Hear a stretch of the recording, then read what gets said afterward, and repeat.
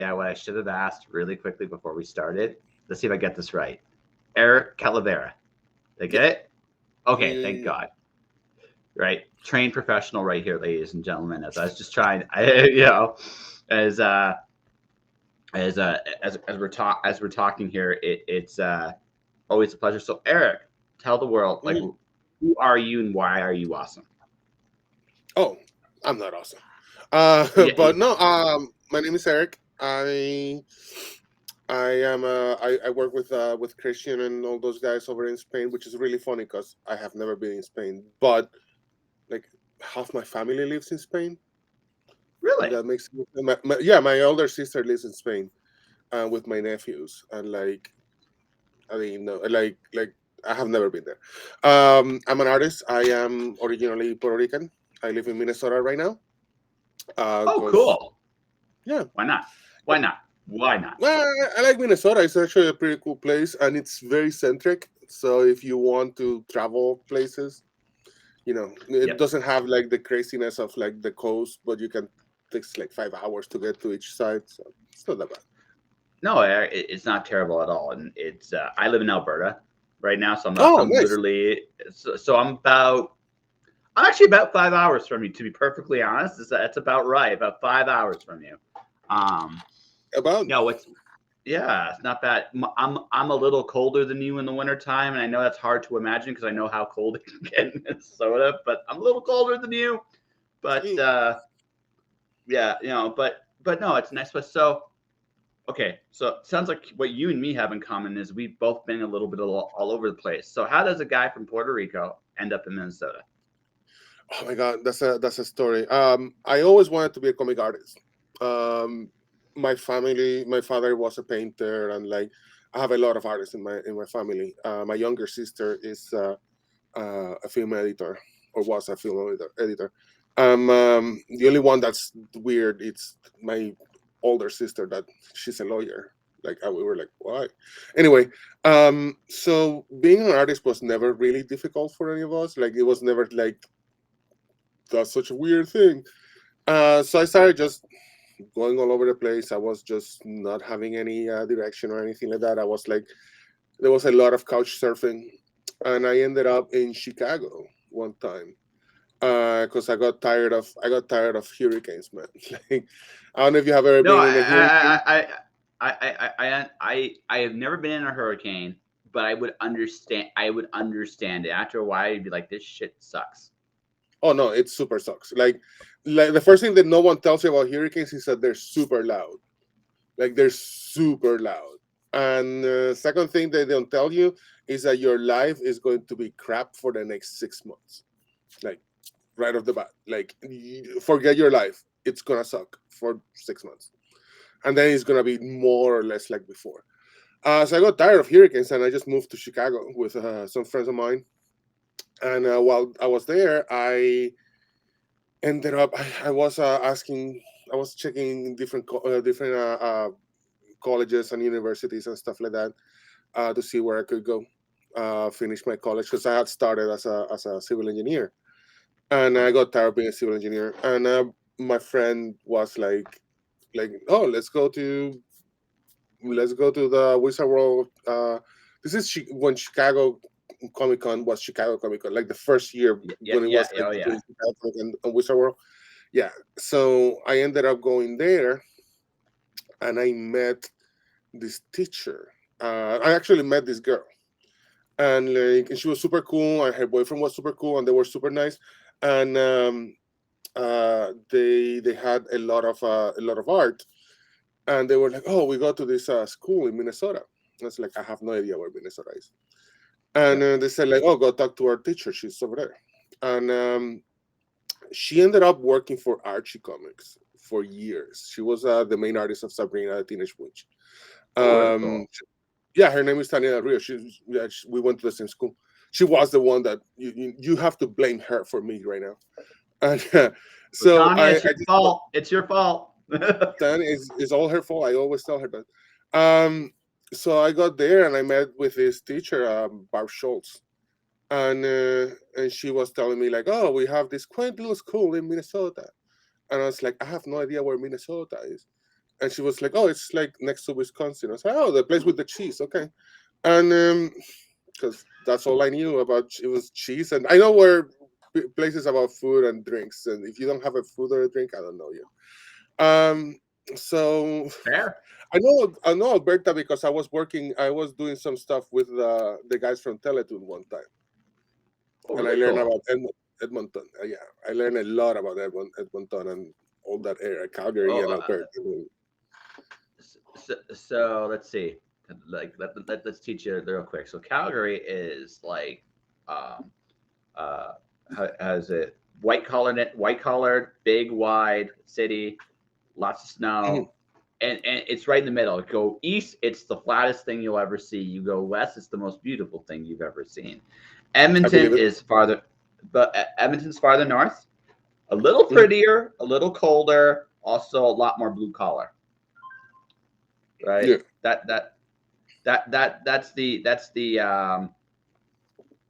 That's the difference.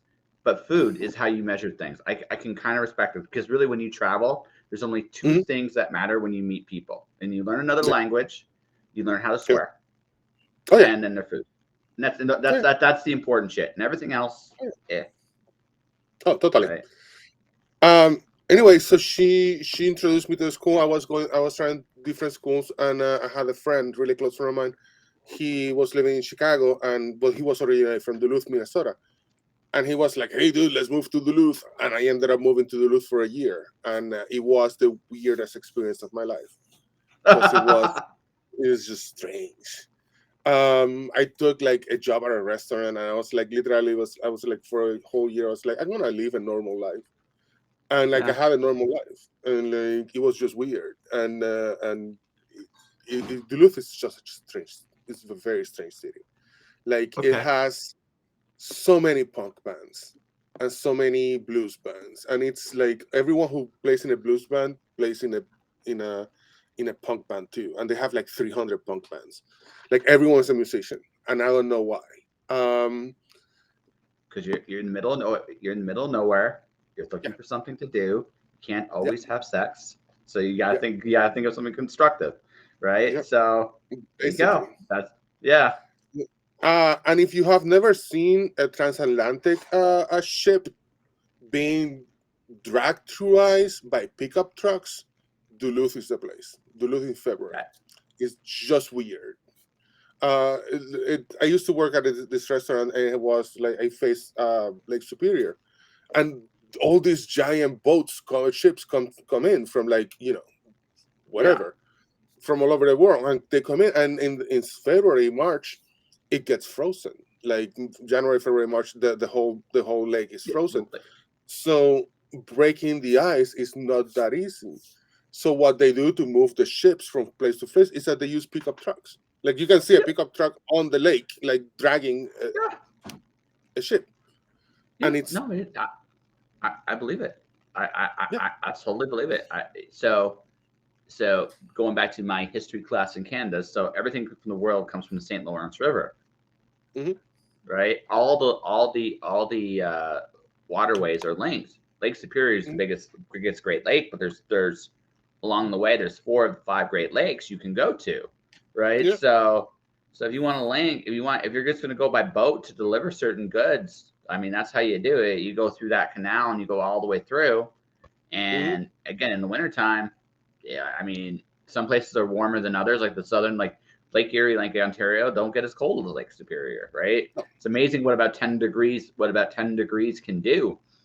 yeah. But that's the difference. And yeah, no, I believe it. I mean, it's not something I mean, the first time you probably see it, it's like, that's something that's something I never saw in Puerto Rico. Oh Holy no, shit, oh no, right?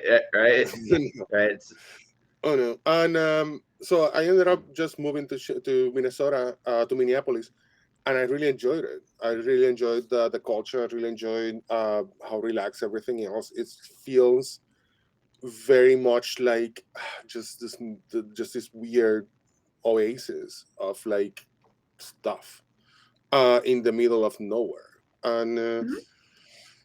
and it's interesting, and plus it's super easy if you want to go to New York, if you want to go to Atlanta, if you want to go to like LA, if you want to go to Toronto, to London, to like any other place, to like Tokyo, whatever, Seattle, it's very centric. Like, so it's actually a fairly easy, hop, skip, and a jump to get places.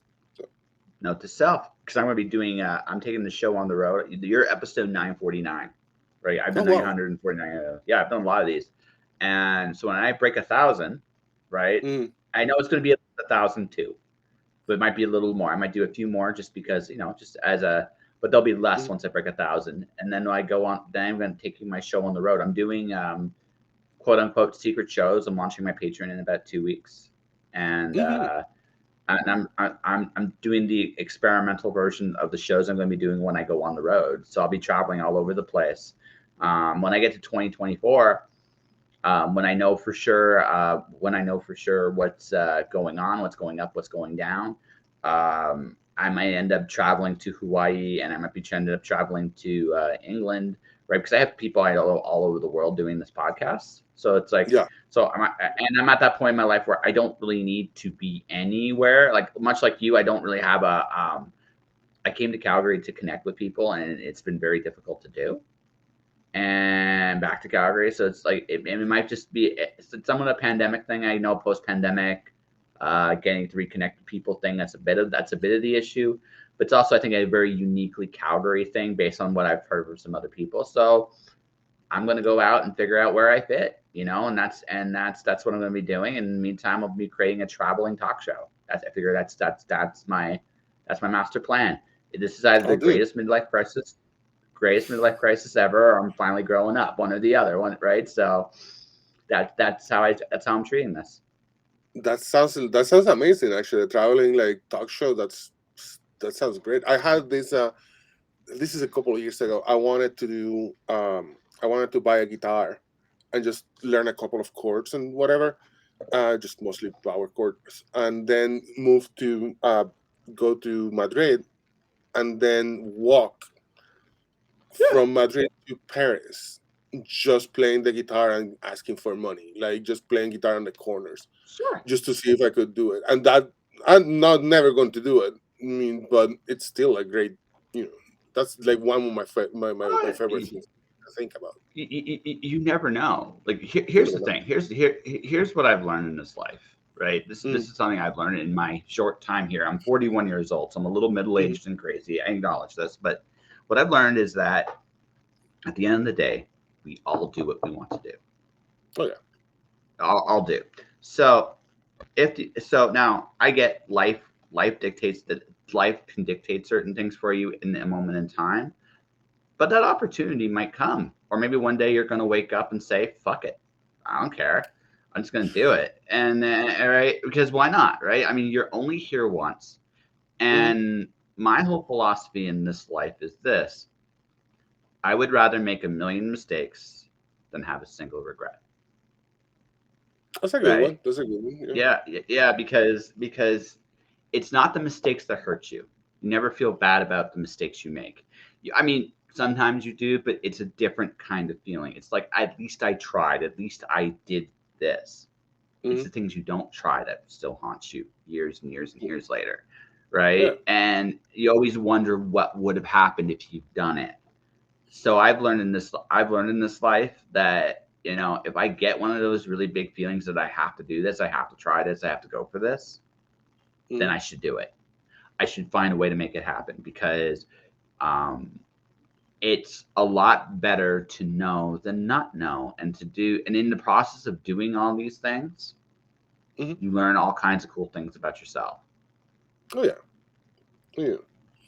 So anyway, where were we talking? Oh yeah. So now I'm living in Minnesota, Yeah, now you and live I in do Minnesota. stuff.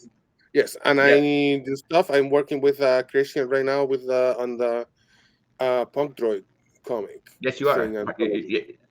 So is this your first big comic, or have you been doing stuff for Oh a no, no, while? no, no, no, no, no, no, no. When I moved here, I went to school at MCAT, as I said before, and the for my first internship, you have to do internships when you're there.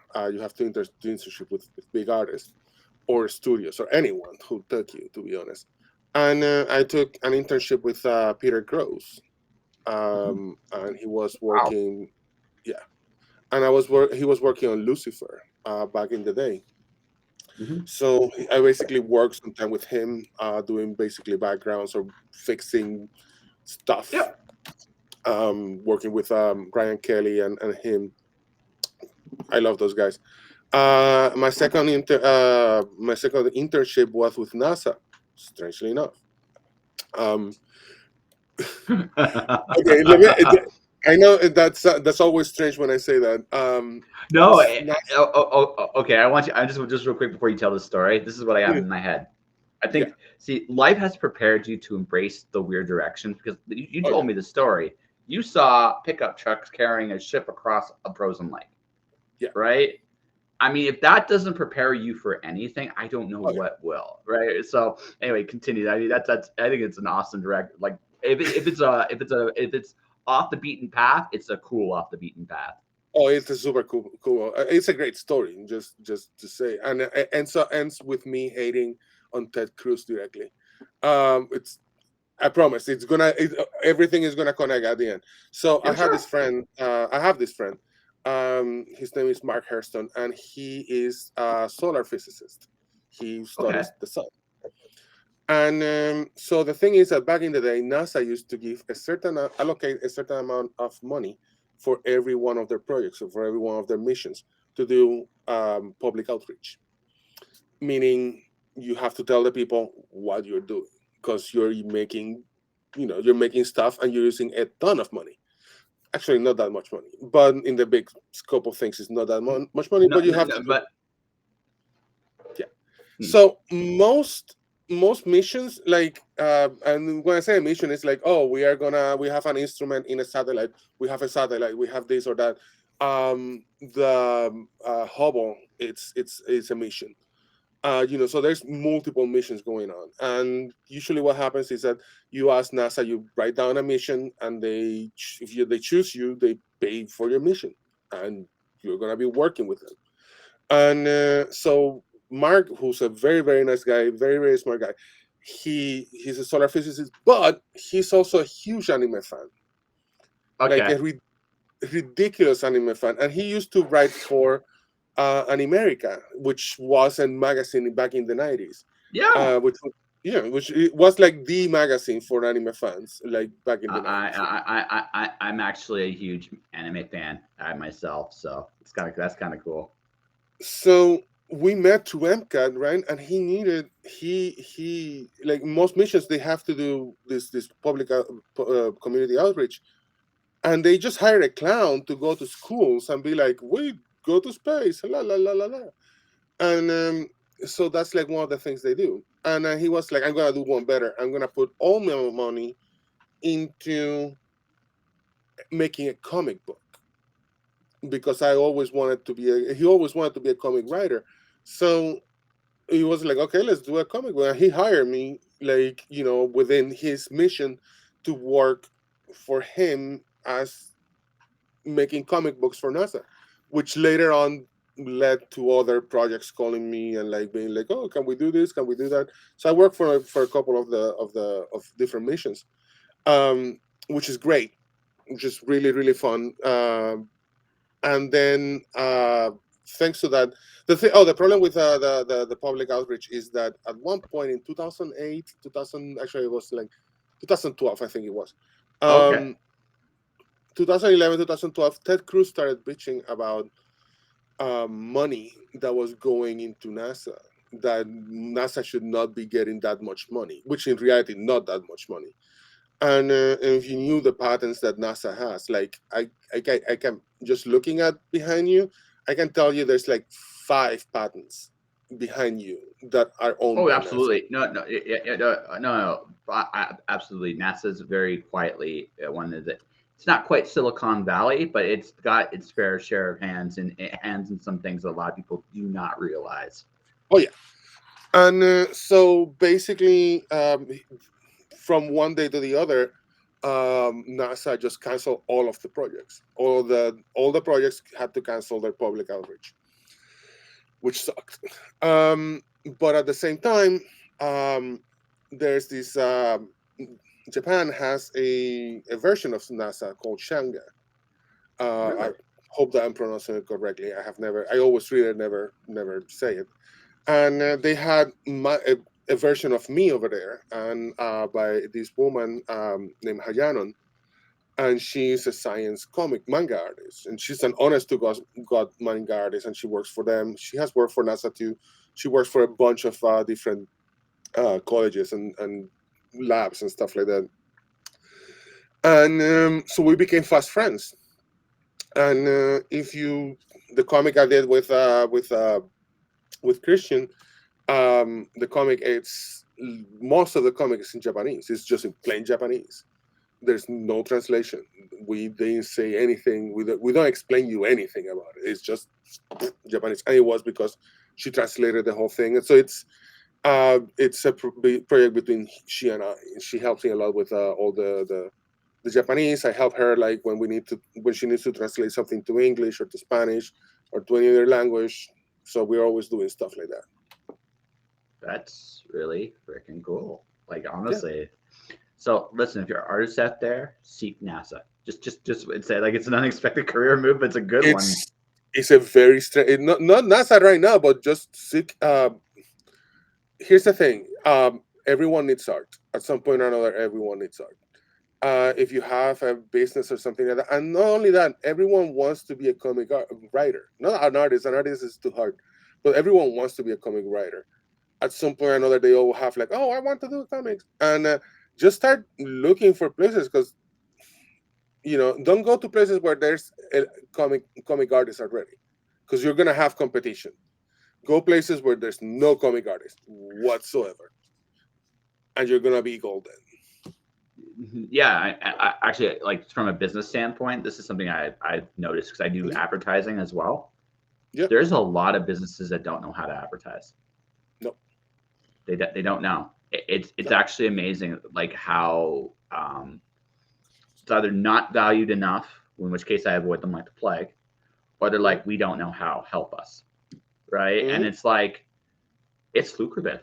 It is Mhm. legitimately lucrative, and because communication skills are universal, and this is just not just for comics, but in general, whether you're a writer or an artist, Yeah. pictures are undervalued a lot because again, you go down your street, like you see it all the time, Mhm. logos, billboards, just general ads in general. There's a Yeah. visual component to everything, and the reason Yeah. why is you're trying to communicate a message out there. It is one of the simplest, easiest ways to get work. All you have to do really explain to a business is this is what you need, this is why you need it, and if they get it, then you can negotiate. It's Yeah. not as like going into like the creative space is very competitive. Yeah. But if you go but the way you done it is you kind of did a workaround is you got Mhm. your work and your credits working for legitimate organizations. So anyone that wants to come and look at your portfolio, it's like, well, here you go. This is what I Yeah. did. And they're Yeah. like, holy shit, you're a professional. And then I'm like, Yeah. yes, don't. And then because I'm a little bit of a cheeky ass, so I go, shh, don't tell anybody, right? And Yeah. because it's Yeah. one of those, it's one of those. But that's it, like because one of the I think the hardest thing everybody always asks, like, okay, a lot of these places want experienced people because they want again, you're investing in a property, you're investing in a Mhm. concept, and they want to make sure you're not going to fuck it up. Oh Well, yeah. how can you get that? How can you get that experience without actually doing it? And the answer Mhm. is go to like what you were just saying. Go to places that need these skills and Mhm. don't have a lot of people there because Yeah. because the biggest thing a lot of companies care about is that you can finish a project. Oh yeah. Oh, you have no idea, dude. I can tell you stories there. I can Oh tell you yeah, so many oh stories. me too. Hey, we were both. Hey, listen, we're both freelancers. I write, I do video, I do audio. It's Yeah. amazing how many people don't get shit done. It's actually it. I have 10 rules of success. My very first rule is show up. I never Oh yeah. thought that this rule would be so fucking important, but honest to God, right? Honest Yeah. to God, what separates a lot of professionals from a lot of wannabes is this: the professionals show up and do the work. That's it. That's It it. is not That's it. rocket science. It's not Nope. rocket science. But You just show people, up. yeah, but people fail at this. And I Yes. don't understand why. Let me tell you a story. Let me tell you an awesome story. You Yeah. remember Tokyo Pop? Yeah. So I used to work for Tokyo Pop. I was a editor, and I was doing like fixing stuff. I was basically the guy who finished everything and puts everything together to send out. Um, so it was an amazing shit show. It was a beautiful shit show. It was so local. Like if I told Beautiful. you how Japanese manga is done, like traditional Japanese manga is done, there's microwaves involved. It's the lowest tech thing you can ever imagine. Like if Yeah, Henry no, Ford saw this, he would have a heart attack. Like it's I, amazing. I, because I know the history of manga. Because this is just a little aside. Yeah. When they started, the Japanese Mhm. culture was broke. They Yeah. basically Oh yeah. gambled on their creativity and won. But what a lot of people forget is they used the lowest common denominators of that era to get stuff done. And the thing Hmm. is, this is just how you know this as well as I do. If it works, you don't fuck it up, right? Nope. But as a result, you get shit shows like you're talking about. Anyway, Yes. It's continue. a magnificent shit. It's amazing. So Yeah. basically, I'm gonna be honest with you. If like it's just amazing. So basically what they would do is that from over there, like Tokyo Pop would go and buy they would buy the license for to print anything, to print like whatever, one of a comic, right? So the Japanese, being as awesome as they are, they were like, yes, you can publish our book, here it is. They would turn around, grab a book and hand it to Tokyo Pop, and they said, go ahead. They don't have files. They don't have printing anything. They don't have no. The book. You figure it out. Like fuck you. It was amazing. Okay. There's no files whatsoever. So No, Tokyo Pop had to come. I Tokyo could just Pop see. had to come over. Oh, by the way, so in Japan, the way they do the big tanka was the way they do everything is that they don't really have big machines. There's a big group of people that does it that are working in basements or warehouses. So when they bind stuff, it's literally a guy with a roller and glue that goes like, and then they just glue everything and they just send it out. So that glue is old school glue. It's not plastic glue. Oh my god. So this glue, if you throw it in a microwave, it disintegrates because it's organic. It melts. Yeah, yeah, You know. yeah, yeah. Oh my god. So it doesn't burn. So basically, so what Tokyo Pop used to do was they would grab the book, toss it in a microwave, give it like a minute or two, and then there was a guy ripping apart the pages, and they would just come out because the glue had melted. And like that's what basically, and then they would have an overhead camera, and they would just take pictures of everything, and then they would send it to me, and I would do all the cleanups, and I would do the translation, and blah blah blah blah. So so so I so love your so, face right now because it's like you're trying to consume what's going in. Yes, yes, everything. You have no idea. You, you no, have no, no no, idea how. no. No, no, no. Go See, ahead. I could just imagine. See, you'd watch this, your Yeah. jaw would drop the first time you Oh yeah. saw it. Your jaw would just drop. You're like, what the fuck are these people Yeah. doing? And then you're right, and then the second thing you say, holy shit, this is how they. And then that dawning realization of this is how they make their books. And you're like, Yes. and there's that like genuine shock Yes. hits, and then and then and Yes. then and then then and then the third thing comes and digest this. They're giving this Yes. to me, right? And then that's the third thing, and then you're Yeah. like, and then there's like, oh shit, And then, what and the so they would send the book to me, like the book yeah, plus the files, and I'm yeah. holding this in my hand. I'm like, like if I don't do this, no one in the Western Hemisphere will know this thing. Yeah. Like, oh, and then you don't do one, you do like 3 a day. Like, it's Yeah. not one or two. Like, you have to do a ton of them. That's not the story. The story is that at one point Tokyo Pop was doing a ton of this, and they were making money, and they were making bank, real bank. Mhm. And so Tokyo Pop went and said, "Hey, let's make our own manga because we are dealing with the Japanese, and dealing with them it's a little bit difficult. There's a lot of like cultural differences that you have to go through, and we have to pay them." So Tokyo Pop wanted to do their own comics, and they were like, "Let's do our own comics. How hard can it be?" So each Oh comic no. was gonna be a tankabon, like one of the little volumes, and it had to be at least 150 pages. And they started just getting random kids off the street that have no experience whatsoever, and telling them, in 6 months I need 150 pages. Here's some money. You have a contract for 3 books. Go. Making a comic is really hard. Like, I don't know if you have ever done an actual comic. Doing an actual comic is hard and a half. Go ahead. So I'm working on a graphic novel, not quite a comic, but a graphic Yeah, novel kind of thing, yeah.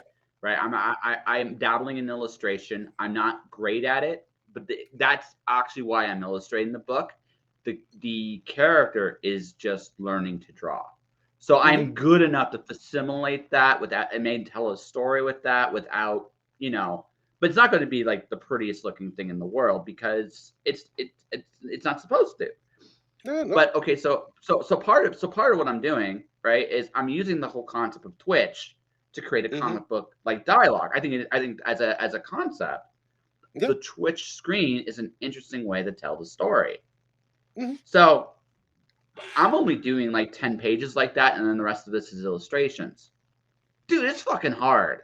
It's mm-hmm, really, really hard because mm-hmm, even with the way I'm doing it, yeah, I'm simplifying the process, but I have mm-hmm, to have a coherent story in mm-hmm, there. I have to know how to do this. I mm-hmm, have fucked up royally a few times. mm-hmm. And Oh yeah, this is just 10 pages. Right? yeah. And right, and just two different parts of the book. Again, the other illustrations aren't as story beat driven as these Mm-hmm, 10 pages are. But even so, an illustration's hard. One illustration's hard. It's not alone mm-hmm, a fucking page of comics. mm-hmm. So, and I'm learning this the hard way. I'm learning all this stuff Yeah. the hard way. I'm taking my time because it's how do I put this? I realize where I'm at in the grand scheme of things, right? And right, and again, I'm not saying I suck, but Mm-hmm, I'm not the quality I'm at versus maybe the quality you're at and other people. You have way again. I'm just not there, and I'm good with that. Again, for this project, this works. So I'm learning a lot. It's fucking hard. mm-hmm. 10 Yeah, it's hard. pages is 10 pages Yeah, is fucking hard. Just yeah. 10. So Tokyo Pop Yeah. just handed a ton of money and very little time to a bunch of 18, 19-year-olds to do that have never done like a 450-page comic. That's a magnum opus right there. Yes. And this is not, and this is before like having like Clip Studio Paint, or having like Yep. the syntax were coming out. There was no iPads, so you had to do this the hard, way. And it was just it was a shit show. It's exactly what it went, as badly as you think it went. And like they didn't get like the copyrights, no one understood like nothing. Like it was just amazing. It just watching it was like crumble was an exercise on like a mixture of future. It was like facing the board. Like, Yeah. publishing is futile with these people. Yes. It's just amazing, dude. It So was like yeah. eating pop. You were eating popcorn and watching the car crash, and Oh you're yeah. like, and you were like, thank God it's not me, and I hope they Yes. don't bankrupt. You're Oh, like, oh no, and they bankrupted. They bankrupted oh the yeah, yeah, yeah, company. yeah. Oh yeah, yeah. I imagine they did because that it was. I understand them wanting to get into comics. It actually makes sense for them to try. Mhm. The Yeah. way they did it was like, you know, um, I mean, it's I wouldn't call it akin to the Borg. It's like Mhm. trying to fly the Millennium Falcon into the sun, straight on, just straight Yeah. on. You're just like you're gonna burn up. Like that's just Yeah. what that's where you're going, and you're gonna burn up. And they're like, no, no, no, we got this. I'm like, okay. No, you're not. It was amazing, dude. It was like I I was stupid enough to ask for one, and then when they said no, it's okay, we're gonna get you in the next one. After I saw what was happening, I was like, I'm so glad I wasn't, because I back then I wasn't ready to do like a 400. And now I have done like 500-page comics, but back then I was like a kid. I was like 20 something. Oh, oh, Like, oh, oh, no, it kills you. I'm like I said, I'm 41, and I'm doing this now, and I'm like, okay, I think I got some of the basic rules nailed down. How hard can this be? And sometimes, and some days you're like you're watching, you're basically your work is giving you the finger because it's like oh yeah. you thought you were gonna do this, and it's one of those things. Like again, I'm taking my time with it. I'm not trying to. I'm not trying to be great at this. I'm just trying to be competent at this. That's where I'm at. I'm 41 and I recognize how hard this is. Like you've got years and years of practice at this point. So Hmm. you're like, I don't know if you would call yourself a master at it, but you're at that point. But you're at a point where you're like you are at least consciously competent in what you're doing, right? If you're just getting I started, I think I'm old enough, and I have enough experience to know that I know nothing, and that I'm lost every single time that I start something. Like I have no idea how I'm drawing. Like I really that's it. don't know shit. No, I don't know anything. The what was it? I was gonna tell you something really funny. I totally forgot. Anyway, let's keep going. No, No, it's all good. but oh no, no, MCAT. When I was at MCAT, I went to MCAT specifically because they had a major in comic arts, like comic arts major in within their design program, and like literally, like everyone would come in and say like, I want to do comics, I want to be a comic major. And the first semester kids, the freshmen, they were, I'm going to do comics.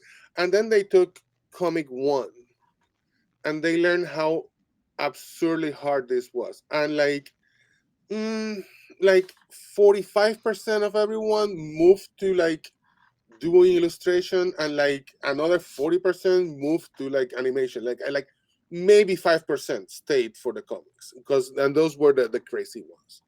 And to be honest, like, no, like What? if I have been there, and I have, if I knew then what I know now, I would have said I'm going into accounting. Like this is the say, like. say what you say what you will about accounting. It's just playing with numbers, and I don't know too many unhappy accountants. I don't know too many of them. They make a decent living. It's not the most exciting work I've ever seen, but they're content solving the problems in front of them, and they're good Oh at my it. god, And you yes. know what? Bless them. All right, bless them. Right? Oh my god, Um, you no. The yeah, accountant is your best friend. yeah, yeah. Anyway, No, no, no. but I'm getting one. I'm getting one next year because I'm going to be going across. I need one that's good to go across the border because I'm going to be going to both countries. I'm going to like, listen. I need you to hide my money from the government. All right. Yeah. How do I make this disappear so they don't take it? Right? And they're like, my oh, friend, you've come to the right place. And then it's amazing. No, I like comics. I mean, there is the cool thing about comics is there are so many applications to that skill set. Like we just talked about mhm. one. Another obvious one's like movies, like storyboarding. They're very similar. But yeah, no, the amount of work that goes in, or even video games, right? Video games is another one where those skills are very useful. But the amount of work that goes into that is I mean, I realized something when I've done scripts for comics. I realized something very important. The artist makes or breaks your book Oh every yeah. time, but Oh every yeah. time. It's how Oh yeah. good of a storyteller they are. That's what it comes down to. Mm-hmm. That basically. Um, I think of a comic book being it's very similar to Guns N' Roses. Mhm. If that doesn't make sense, it will make sense in a second. Imagine yourself as the writer, as Mhm. Axl Rose. Okay. Your penciler is Slash. Yes. What happened when Axl Rose lost Slash? Not so good. People still go to watch them, but it's not like they lost everything. Like people still go for the oldies, but Axl without Slash is not Guns N' Roses. It's just Axl being a drunk. Axel. Axl Rose. Yeah. Yeah, Yeah. it's Axel But being you need Axel. a yeah, you need an Axl, you need a Slash, you needed the other guy, you needed like Siggy, like you need all of them to make Guns N' Roses. But you need that you need Slash. You need him just because. Yeah, everybody loves Slash. I dug. He did a tour with Miles Kennedy of Alter Bridge. They actually, him and Miles got along so well. They actually went an extra year, right? Yes. So delayed. Yeah. So no, I mean, you realize how valuable the people you. Nobody, no creative does it on their own. Like right. It's the people around you to help make you you. That's just how this goes. It always Yep. has been, always will be. Comics are probably the closest thing to being akin to being in a band, right? Hmm. Because you're working with people, and even if though you might not ever physically see them, again, you're working remotely in Minnesota for a dude in Ireland, right? Hmm. And you're working with people in Japan, which is an amazing thing about technology today. But that all said, that's your band, man. They all Yeah. make you you, and right. I mean, don't get me wrong, Slash is good on his own, but he's Yeah. better with that in Guns. He's better in Guns N' Roses, Oh and yeah. Axel is still good, but he's not Yeah. he's not what he is without Slash. So I mean, no, and that's why I think a lot of musicians are great comic book writers. I've interviewed a few comic book like because they understand the dynamics of being in a band, and it Oh actually yeah. really helps. It really helps with their work. I've noticed Yeah. that. Oh yeah. So yeah.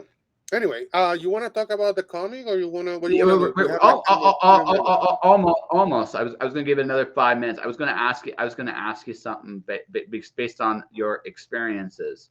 It sounds to me like you got a lot of experience doing manga, Yep. right? Or right. So, what was your favorite project that you did? Like with all the Tokyo Pop, like crazy.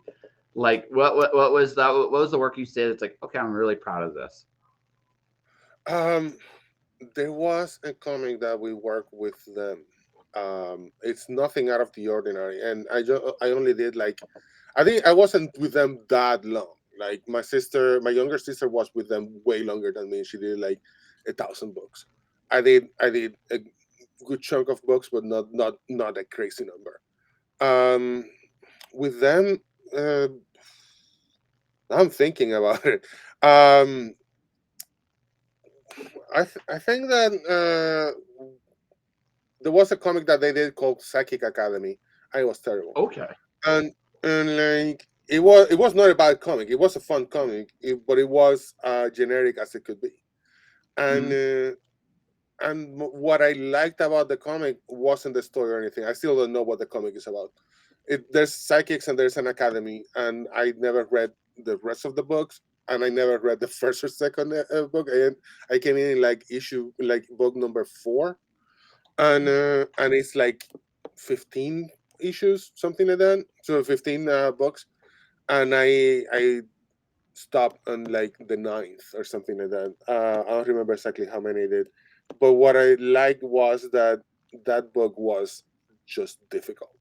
Like that book was like it was missing pages. Like it was they were still learning like how to get everything together, and then they said, I need this book by tomorrow.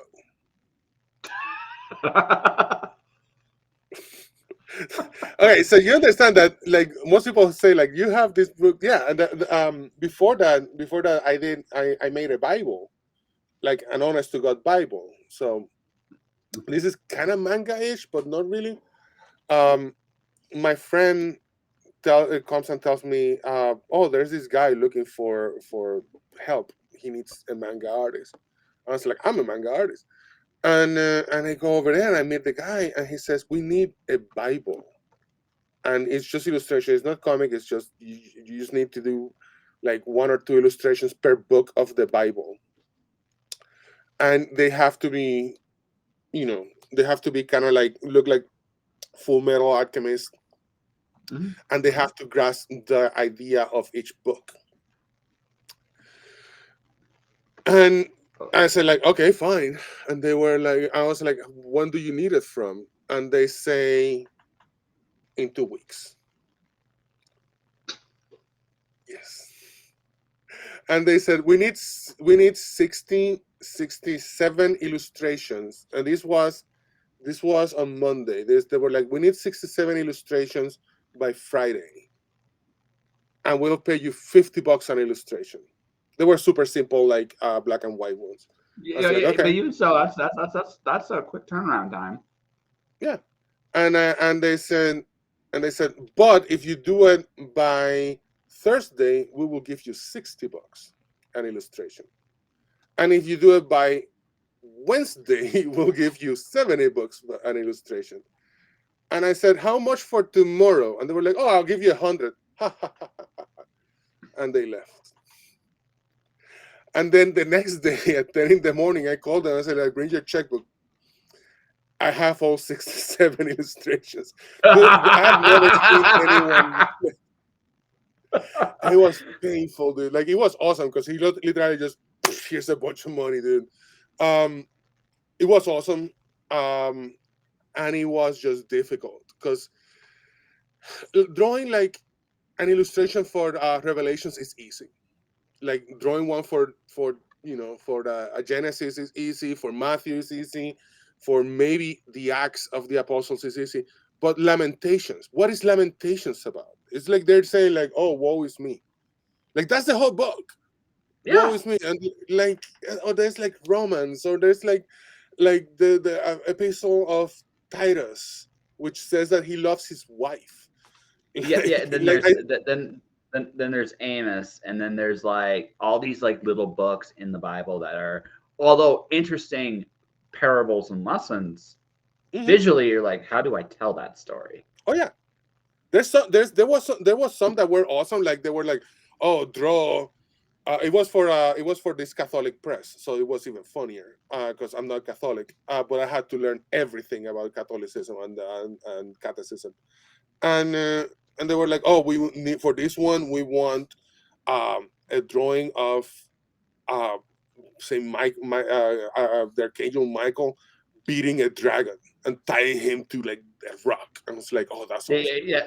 That would be Revelations. So it's like that would be Yes. Revelation right there. And then another one was like, I need a guy giving money to the church, like just handing money. I was like, oh my god! And there was so many. Like for every revelation, there was like 20, like that were just terrible.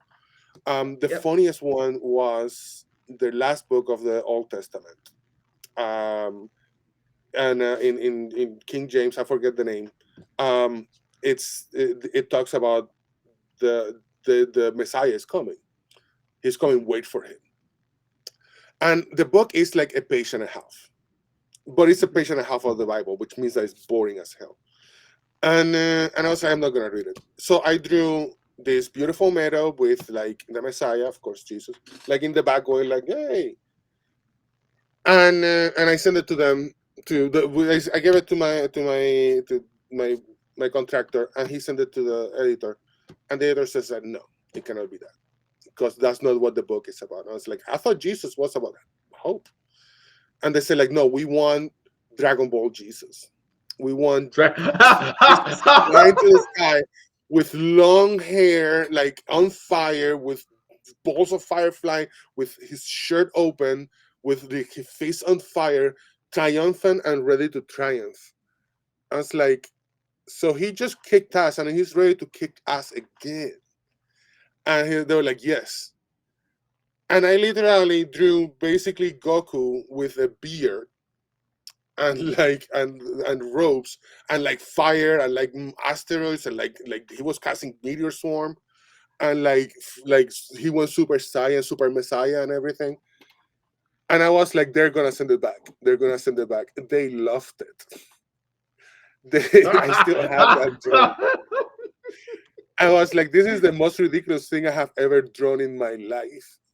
And they loved every part of it. It's And then hilarious. you just go like this. That's all you can do. It's a shrug, and you're like, I did what you wanted. Okay, I'm not asking questions. I'm not gonna. I'm afraid.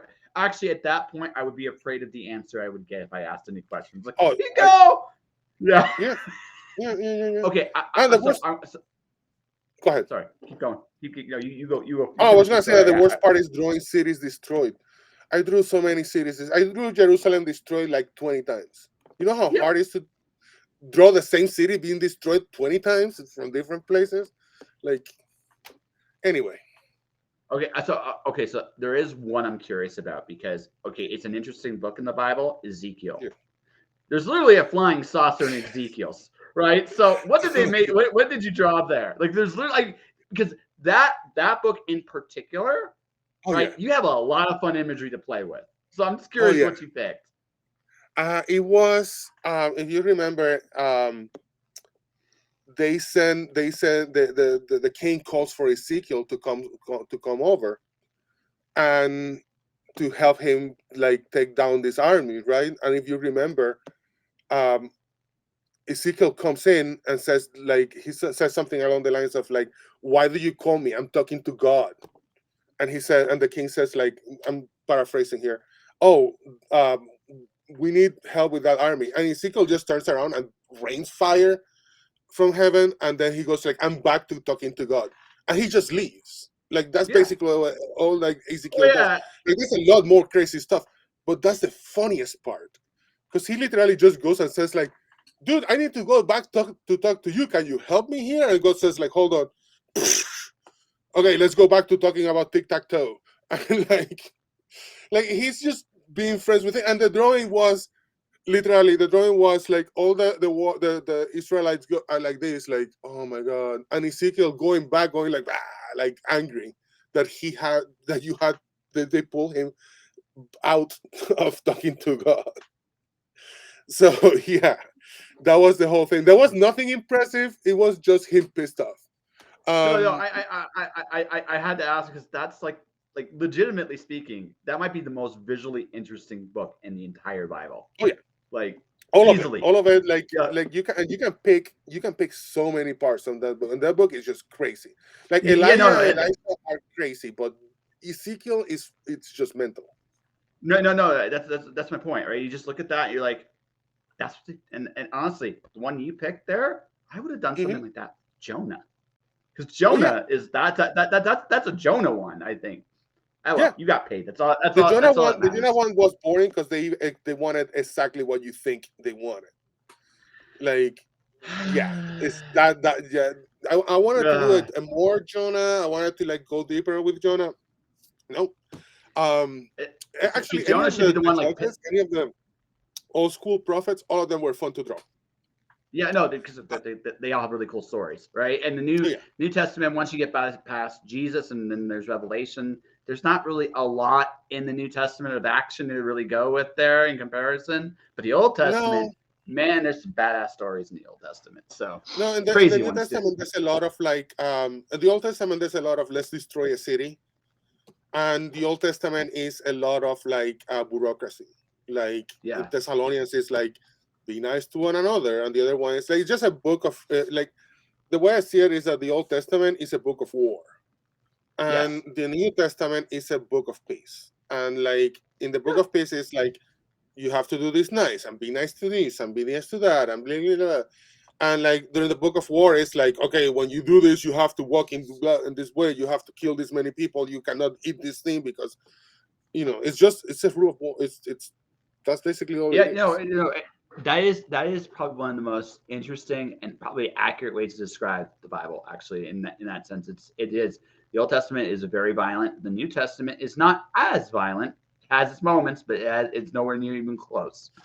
But anyway, I digress. We probably should at this point talk about your book, but very cool. That's a dude. You've had an interesting career. I honest to Thank you. God, you've had a very interesting career. Thank you. And I'm going to just say this before we talk. Yeah, go ahead. No, I'm just going to say I this. like the one thing that I do the most as a freelancer, to be honest, it's I do I do a lot of ghosting. I do a lot of like not calling people, but more like people don't know I'm the artist, and I'm fine with that, No, which is no, still you're a problem. What you are, right, and just based on what everything you've talked about, what you really are is a problem solver, and yes. that's what you enjoy doing Oh more yeah, than totally. anything else, right? Anything else, Totally. that's what you enjoy. The Well, that's what rest, I was when I was an engineer. I was going to school to be a civil engineer. That's all an engineer is. They solve problems. yeah, that's You know. it. Yeah, yeah, and art. I mean, again, I mean, a lot of people don't look at it this way, but creative arts do the same thing. They just do it in a different way. Mhm, Engineering does it through structure and architecture. Art does it through communication, and mhm. that's the difference. But essentially, you're solving problems, and sometimes the best works of art are simply solving problems. And Oh I yeah. think that's always a really that's I think that's a really cool Yeah. thing, honestly. And to be honest, like, just finishing a comic, just finishing one, just doing one, like it's an endeavor. It's so it's so monstrously big that and everything can go wrong, and like it's just It usually does. yeah. It usually Yes, no does. one no one starts a comic thinking I'm gonna draw a crappy comic. No one does. Everyone is like, this guy is gonna win an Eisner. Like that's basically everything that everyone does. So So I'll tell a fun story, then we'll talk about the book. So yeah, I had an illustrator. She's 18 years old. She's got her first illustrated book out. Awesome person. I do a drink and draw on this show. I draw with artists sometimes. yeah. So she was doing 5 minute drills.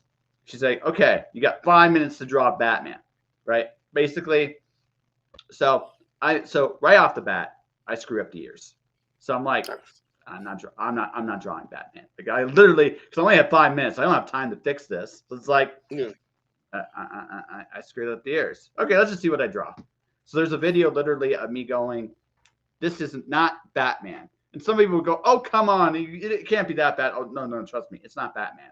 I made a mistake and I just kept going. I just said, you know what? I don't got time to fix this. Let's see what this leads. I created a brand new character. I still don't know what it does at this point. Who he is and what he does happens. But anyway, I digress. But again, that's the thing. That's the beautiful thing about creating art is sometimes things happen. But Oh, yeah. let's get to it. So you Yes. are an illustrator on this Yes. project right here, Punk Droid Volume 1. So what's your story Yes. about, man? Um, when I was a kid in Puerto Rico, we would get um, most things were not translated.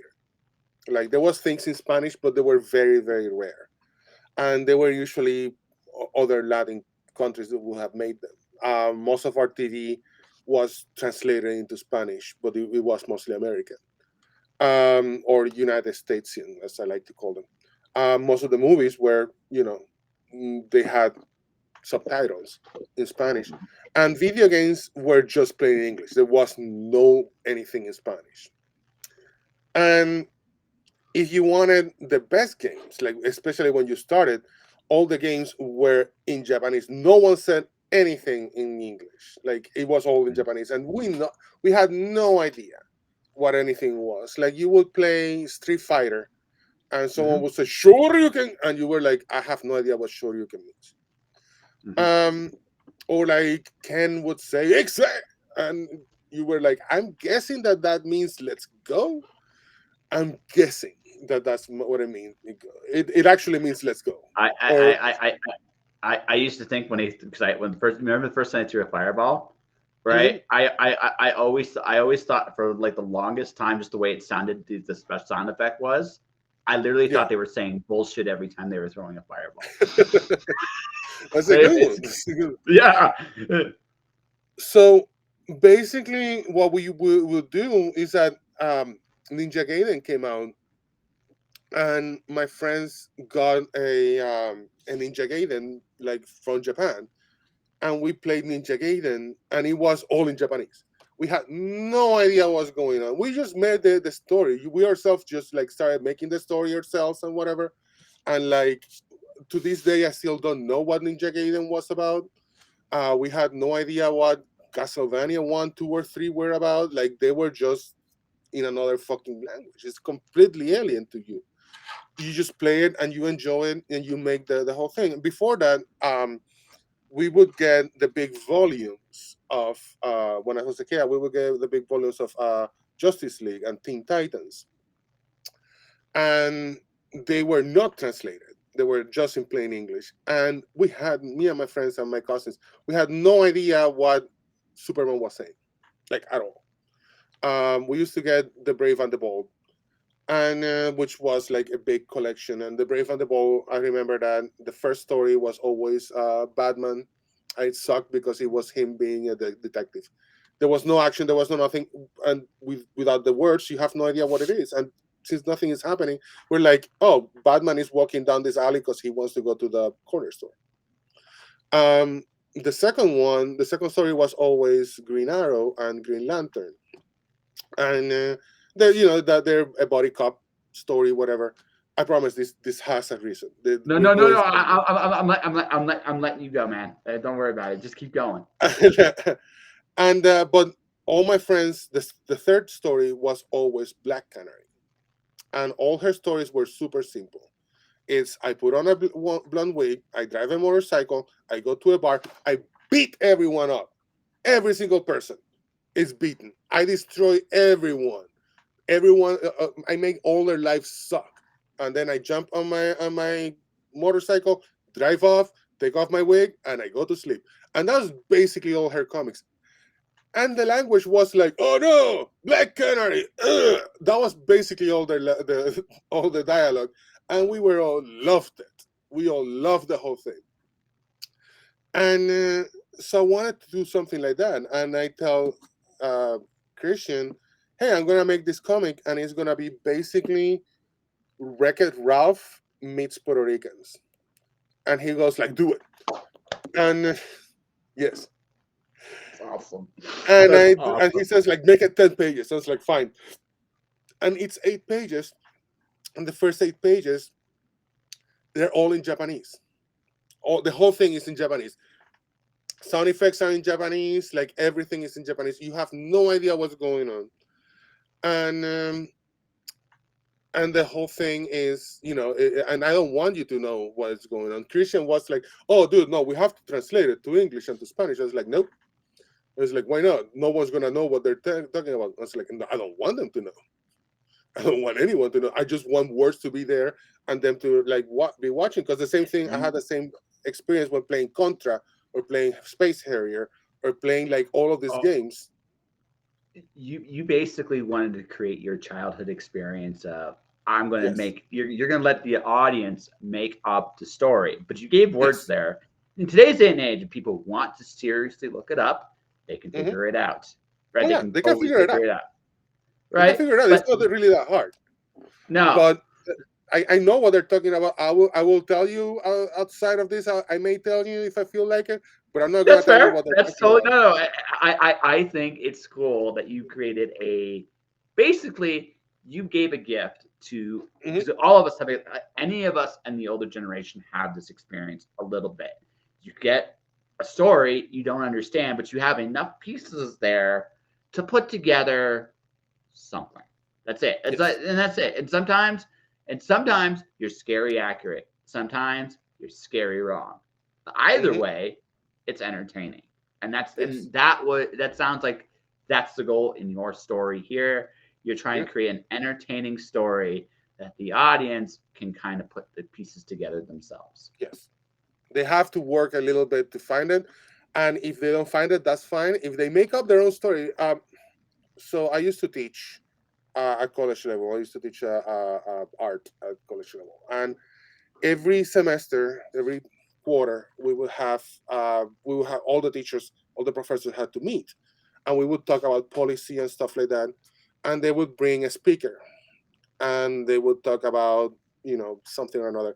And this one time they brought the speaker, and she brought in this piece of paper that was kind of like tied like to another piece of paper, and they were like cut in a special way, and they were like tied, and your job was to the project was to to break them apart without breaking the paper.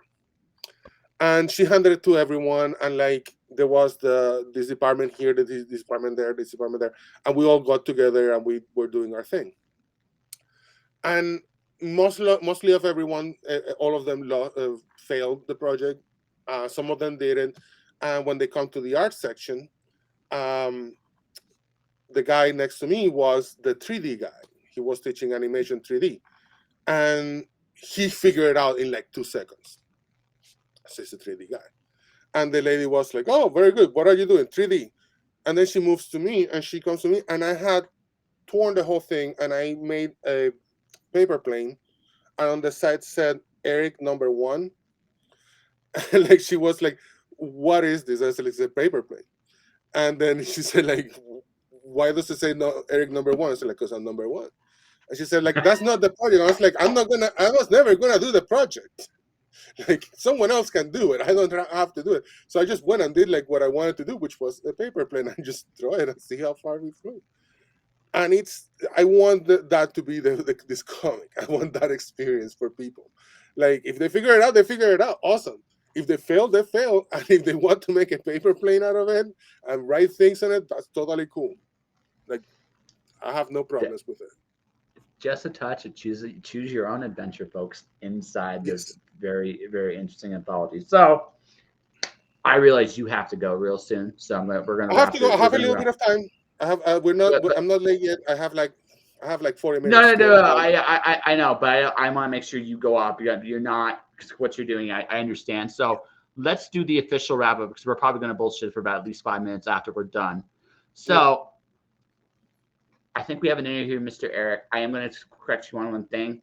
I do think you're awesome. That is, you have an Thank you. amazing story. Whether you realize it or not, it is an amazing, fun I, story. I try not. I try not to think too much about it. To be honest.